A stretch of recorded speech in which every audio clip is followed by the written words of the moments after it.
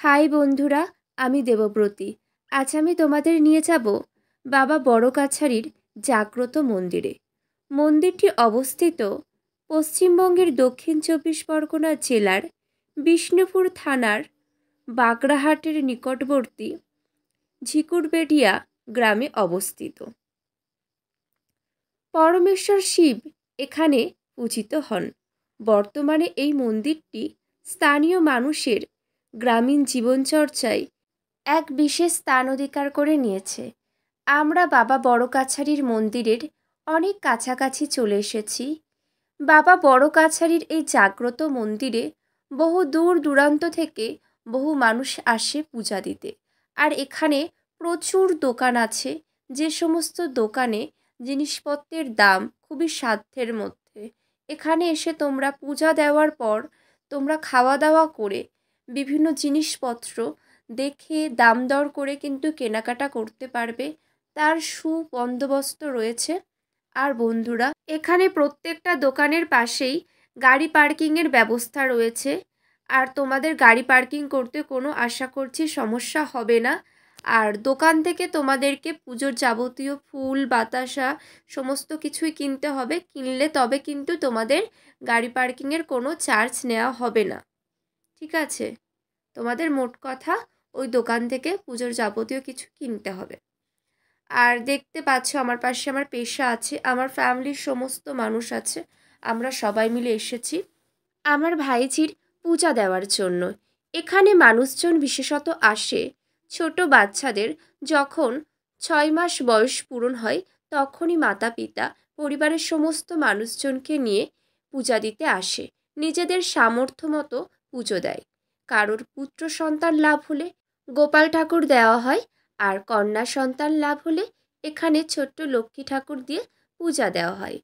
তো দেখো তোমরা, আশা করছি তোমাদের খুব ভালো লাগবে। দেখতে থাকো সম্পূর্ণ ভিডিওটা।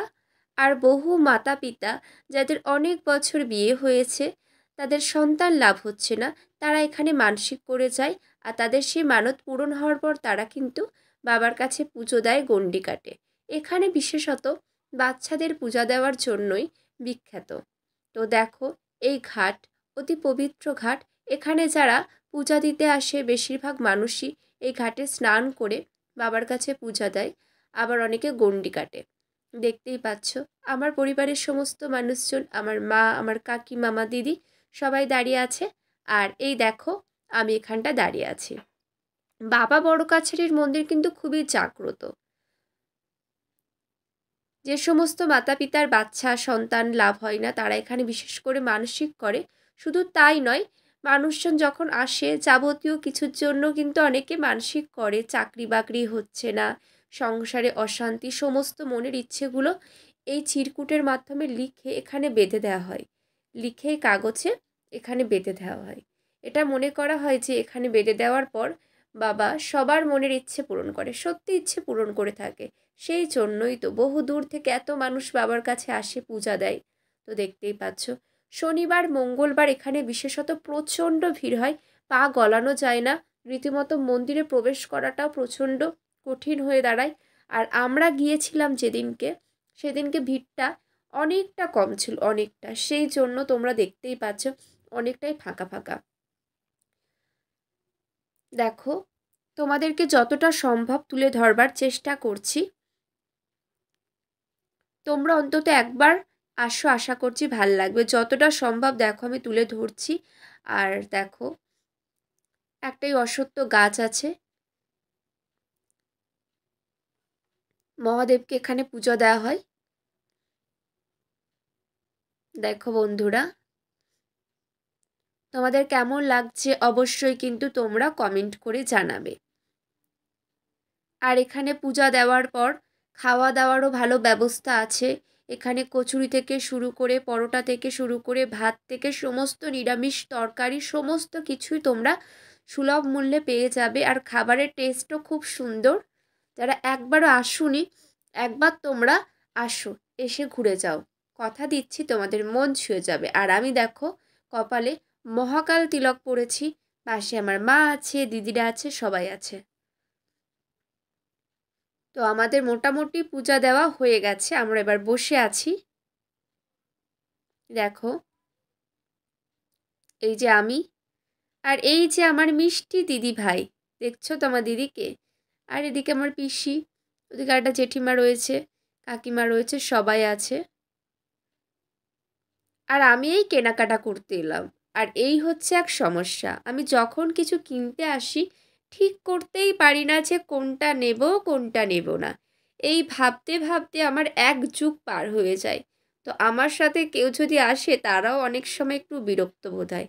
দেখতেই পাচ্ছ, এগুলোই সন্দেশ তৈরি করা হয়।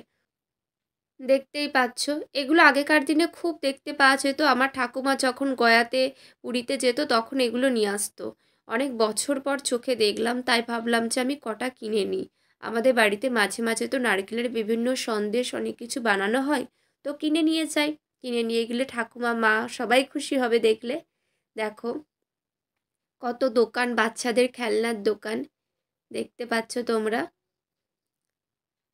আমি যেদিনকে গিয়েছিলাম অনেকটা ফাঁকা, এত ফাঁকা থাকে না।